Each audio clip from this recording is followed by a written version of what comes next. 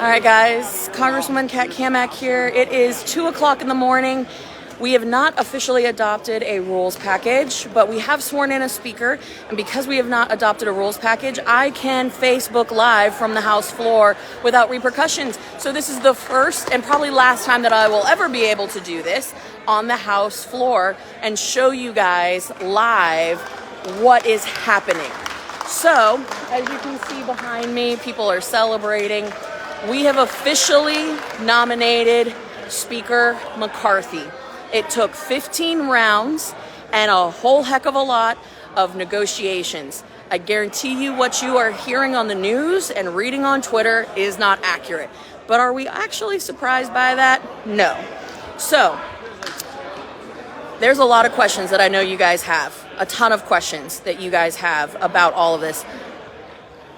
Dan, we're live. Dan's just Dan. Dan's just Dan. I know you guys have a lot of questions about this process, what has happened, and I know you guys, like I said, have probably been told a lot of crazy things, and every time someone's texted me or called me, it's bad information. So here's the deal. There has been negotiations ongoing for months about the rules package, because it doesn't matter, quite frankly, who the speaker is. If you don't have a rules package that's a conservative package, you could put Mickey Mouse in there and it wouldn't make a difference. The rules package is what governs how this place operates.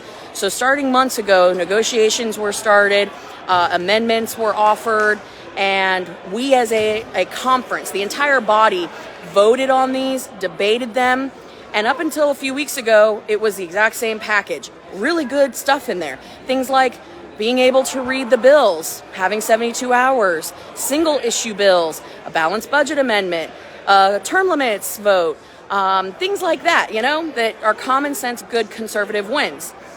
Well, what ended up happening was in the 11th hour, folks said, you know what, I can't support McCarthy unless the motion to vacate goes from 5 members to 1.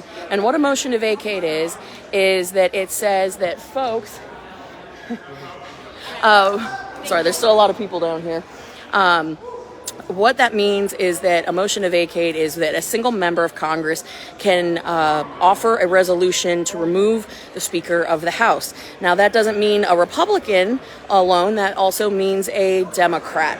So people were extraordinarily wary of that because we know that the Democrats see a very a tough road for Republicans right now, and they could easily abuse that. So there was hesitancy on one side, and then another side that said, listen, we don't trust McCarthy, and so we want to have this in our power. McCarthy said, sure, we'll give that to you. So then it came down to one more thing, putting more of a diverse viewpoint on committees. There was a lot of negotiating in good faith, a lot of good negotiations on both sides. But then there got to the point where people were saying, I want to raise money off of this stuff. People were even going to the Democrats and saying, hey, we got everything we wanted with this package, but we don't want McCarthy, so Democrats, will you work with us? And that's when other members of the conservative bloc were saying, you know what, guess what, no.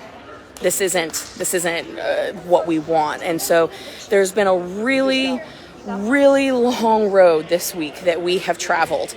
And I'm happy to answer questions, but the important thing is that we have now crossed the threshold to where we actually have been sworn in as members of Congress and we can get to work.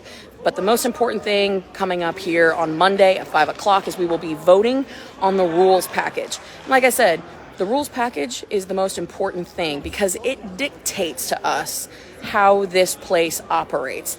And so, like I said, we have all the accountability measures built in. I am counting on that. I have worked in good faith to negotiate that. And I will say this. There's so much bad information out there that it's hard to believe really what's true and what's not. And members are, kind of all over the place on this. But at the end of the day, we really, really have to focus on the bigger picture here.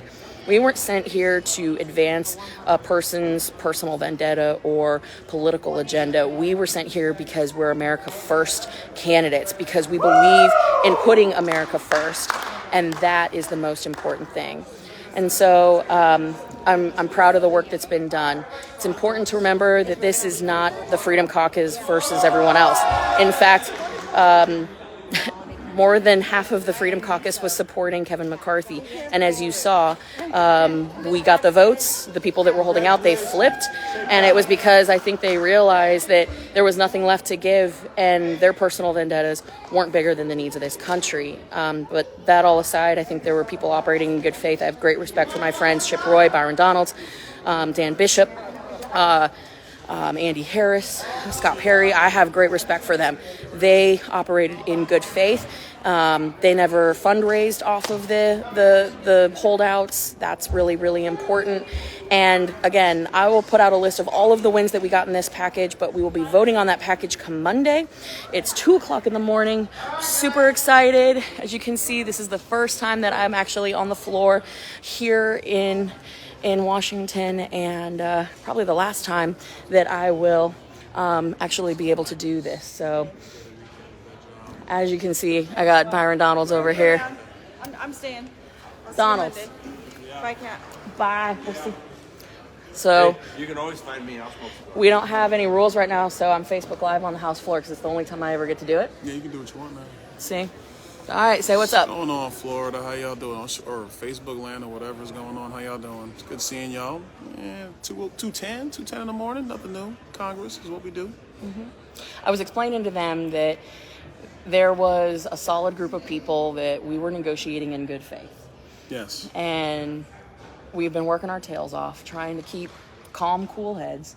Yes. And it hasn't always worked out that way. But just remember, the stuff that you see on Twitter, most of it's not real. Dave Chappelle says it best. Twitter is not a real place. It's not. And so if you've got questions, ask us. Please ask. Ask us. Please ask. Yeah. And I just can't stress enough how important this rules package is, because these are really good conservative wins.